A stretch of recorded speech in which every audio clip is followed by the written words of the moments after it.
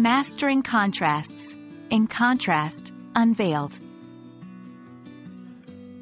Hello, language explorers. Today we're going to delve into the fascinating world of contrasts in English language, focusing specifically on the expression, in contrast.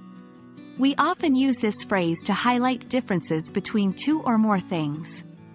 Buckle up and let's dive into the contrasting seas of English language.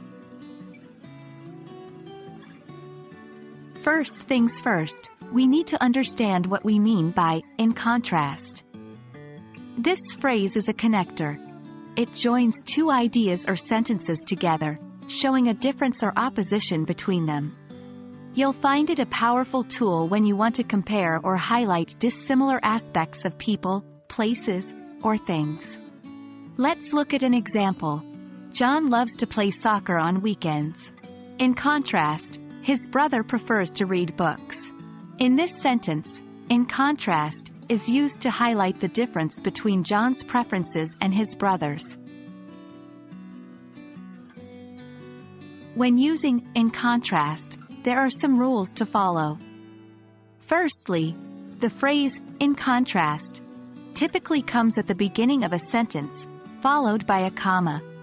Secondly, make sure the things you are contrasting are logically comparable.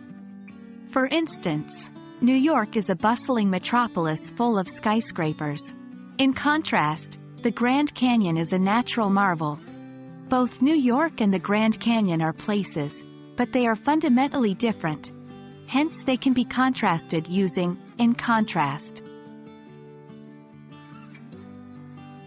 Now, it's your turn to practice. I want you to think about two contrasting ideas or things. Try to create your own sentences using in contrast. To help you out, here's another example.